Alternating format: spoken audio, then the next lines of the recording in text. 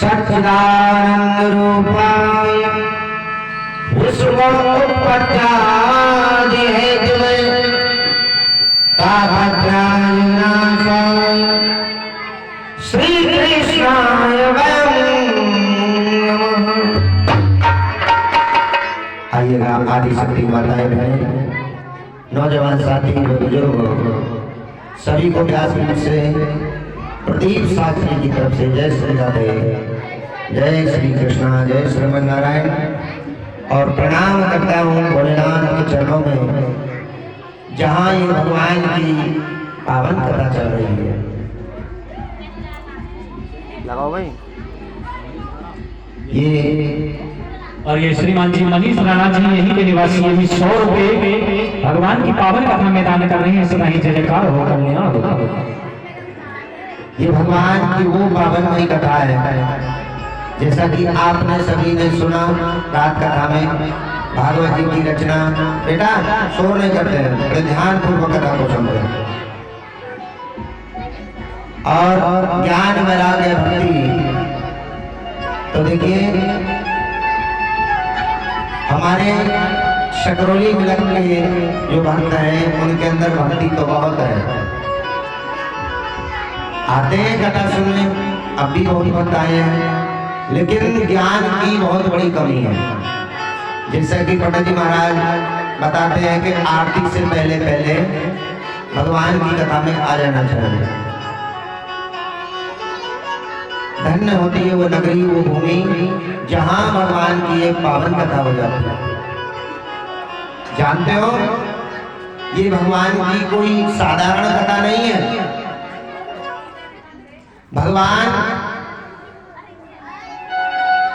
हरि के चरणों से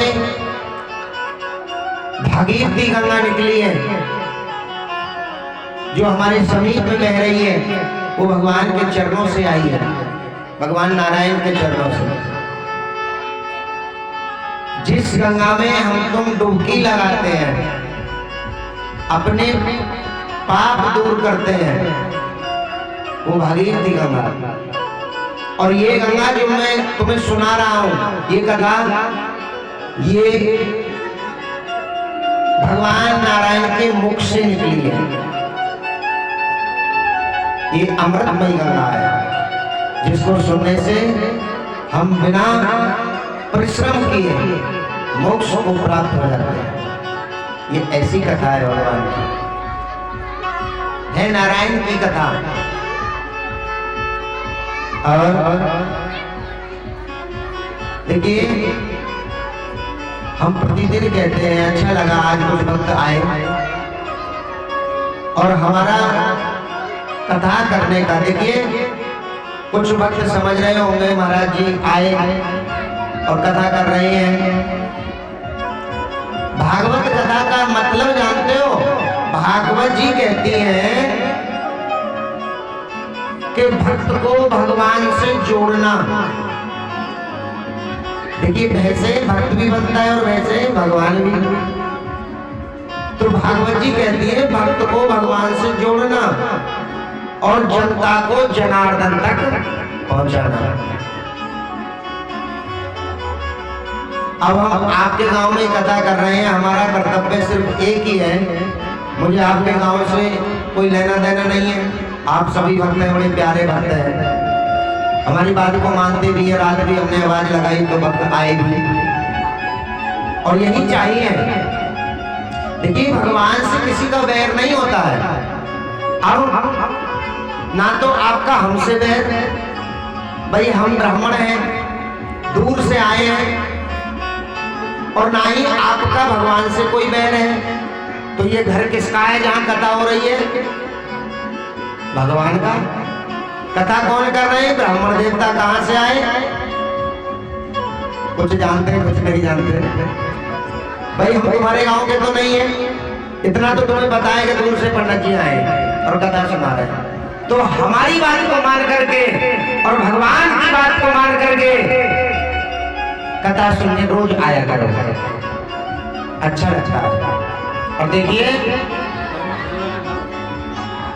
अभी पब्लिक आ जाने दो पहले। आप सभी जानते हैं बिना गुरु के ज्ञान नहीं है, और जो भगवान से गुरु से कपट करते हैं ना, भगवान से गुरु से और अपने पति से अगर छल कपट जो करते हैं वो घोर नरक में जाते हैं और उनका विनाश होना निश्चित है। देखिए मैं एग्जाम्पल दे रहा हूं तुम्हें, जैसे कि सती मैया, जब भोले बाबा कथा सुना रहे थे सती मैया को, राम कथा, सती मैया कह रही थी भगवान मैंने सुना है कि राम कथा बड़ी पावन है। बोली हाँ सुनाओ। तो भोले बाबा ने कहा कथा सुनने का अधिकारी वही है जो शिष्य बन के सुनेगा। कुछ देर के लिए तुम हमारी शिष्य बनो, तब हम तुम्हें कथा सुनाएंगे। बार बार सती जी को कथा सुनाने लग गए, और जब कथा चलती चलती कहां पहुंची कि भगवान जब वनों को गए और सीता जी के वियोग में रो रहे थे, तो सती मैया बोली प्रभु तुम बार बार ये कह रहे हो कि मेरे आराध्य हैं, परमपिता परमेश्वर हैं, तीनों लोगों के नाथ हैं, ये कैसे राम है? ये तो अपनी पत्नी के लिए दर दर भटक रहे, रो रहे, भला इनको रोने की क्या आवश्यकता अगर ये भगवान है? शिव शंकर ने कहा सती जी ये रहस्य तुम नहीं जानती हो। बोली मैं नहीं जानती महाराज, ना ही मैं सच मानती इस बात को। मैं तो जाके इनकी परीक्षा लूंगी अगर ये सच्चे राम है। तो यहाँ भोले बाबा ने कहा देखो तुम मान जाओ, हम तुम्हें समझा रहे हैं मत जाओ, क्योंकि वो मेरे गुरु हैं, वो मेरे गुरु हैं, मत जाओ। तो वहां पति की आज्ञा ना मान करके गुरु की परीक्षा लेने चले गए सभी। परीक्षा लेने कैसे गई? सीता का रूप धारण किया, राम जी के सामने पहुंच गई। राम जी बोले अरे मैया, सती जी ने रूप धारण कर लिया सीता जी का, और जाके बोली मैं तुम्हारी सीता हूं। भगवान तो पहचान गए। नारायण ने कहा मैया तुम अकेली भ्रमण क्यों कर रही हो वन में? बोले बाबा कहाँ है? अब जब इतना शब्द बोला तो सती जी चक्कर खा गई। बोली इनको तो पता चल रही। अब वहां पति की आज्ञा का उल्लंघन किया, यहाँ गुरु की आज्ञा का उल्लंघन हो गया। नहीं मानी, मैं जबरदस्ती गई।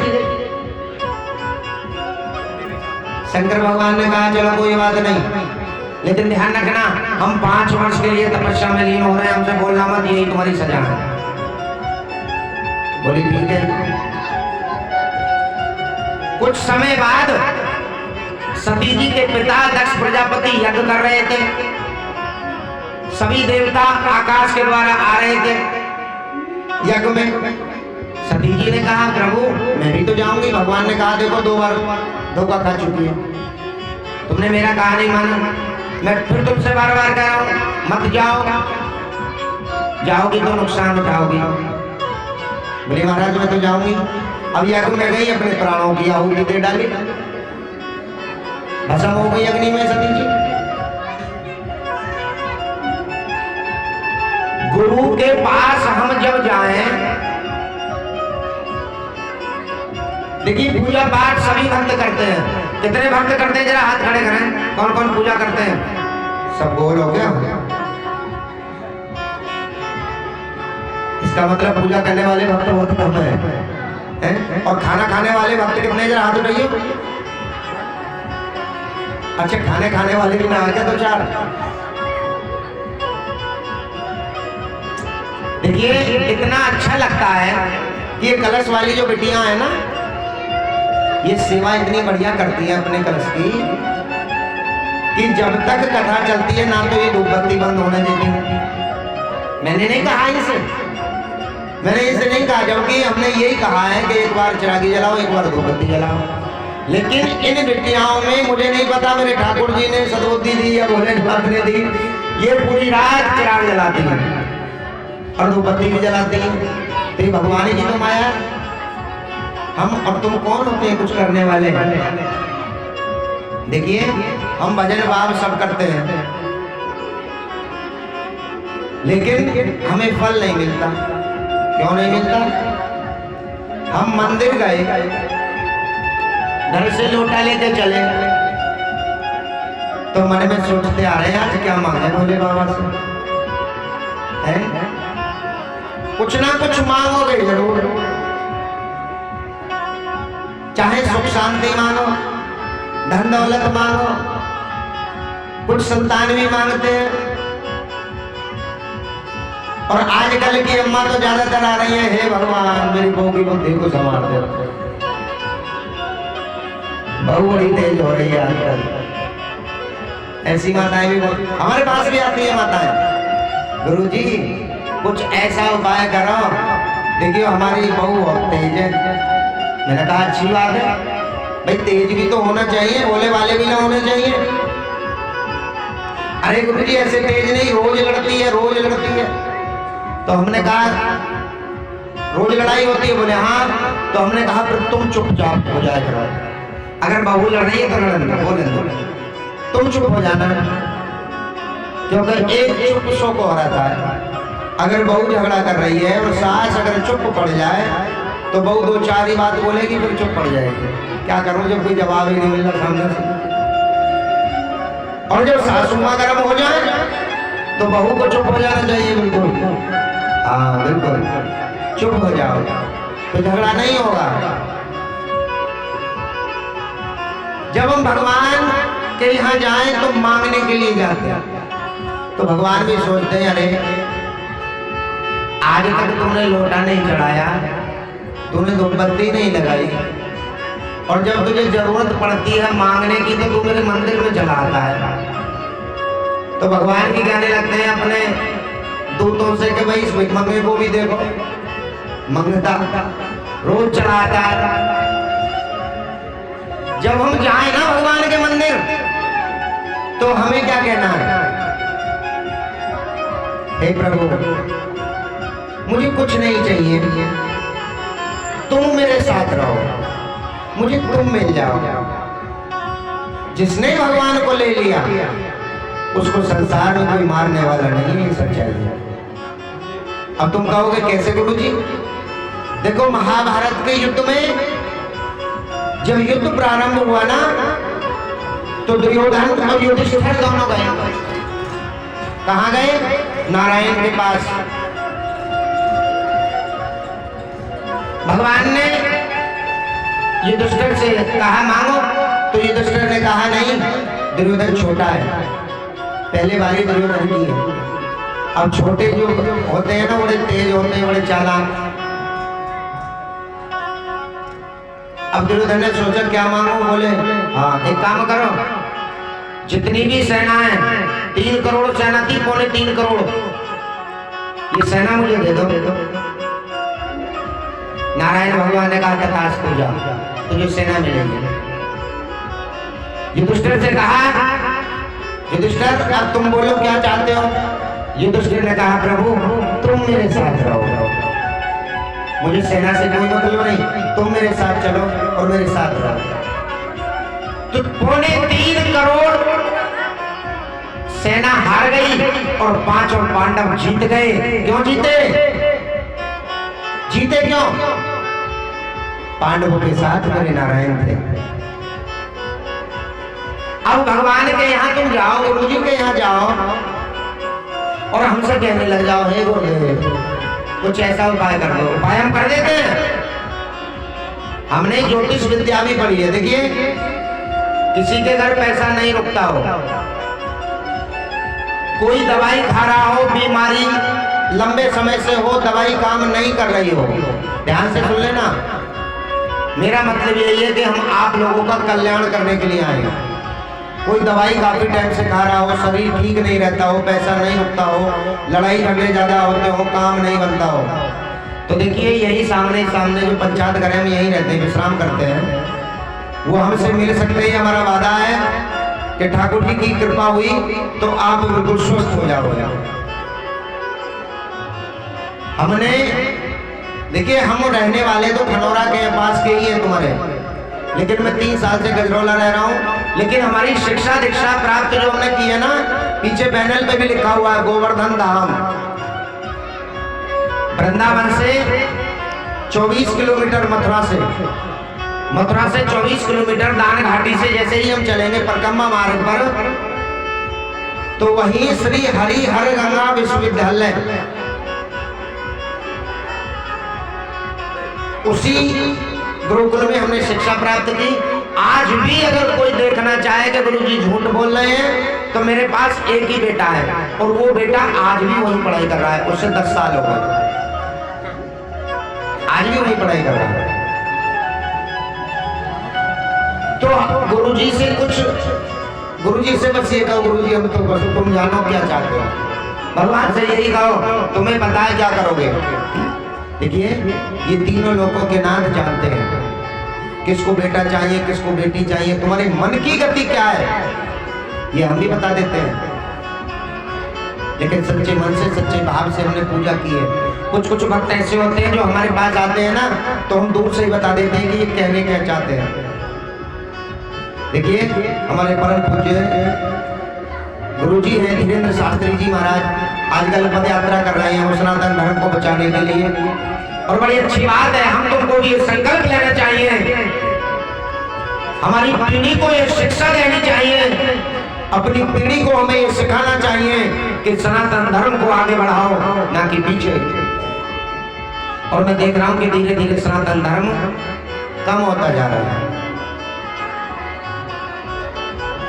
क्यों कम होता जा रहा है? ये आपकी और हमारी सबकी सोच।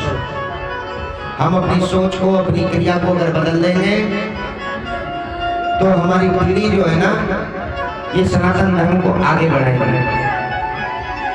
आज कल के बच्चे भूल बैठे हैं कि भागवत जी क्या है, रामायण क्या है, हमारे शास्त्रों को भूल गए, माता पिता की सेवा करनी भूल गए, बस आजकल तो फोन चल गए। देखिए, बुरा मत मानना, 90% बच्चे जो बिगड़ रहे हैं ना, वो फोन की वजह से। क्यों? कि बच्चों के पास इतना टाइम नहीं है कि अपने पिता के पास जाएं या माँ के पास जाएं, उनसे कुछ सीख लें, ज्ञान की बात सीखें, या शास्त्र पढ़ें, भजन करें भगवान का, ये बातें नहीं है। बस मोबाइल में आजकल गेम बहुत आ रहे हैं, गेम देख रहे हैं। मोबाइल अच्छे के लिए भी है, मोबाइल बुरा भी है, उसका अच्छा उपयोग करो।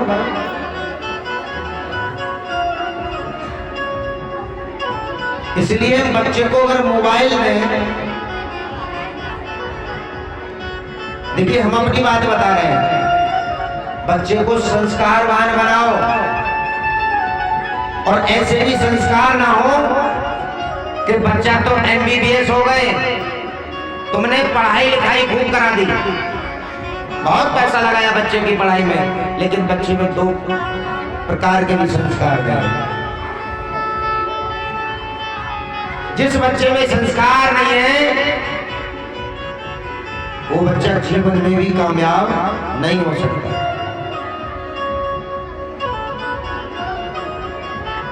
माता पिता के प्रति हमें क्या भाव, पत्नी के प्रति हमें क्या भाव।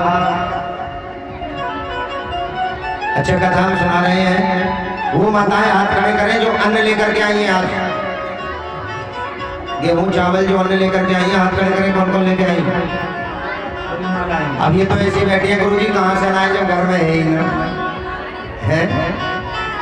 देखिए मैंने बताया था कल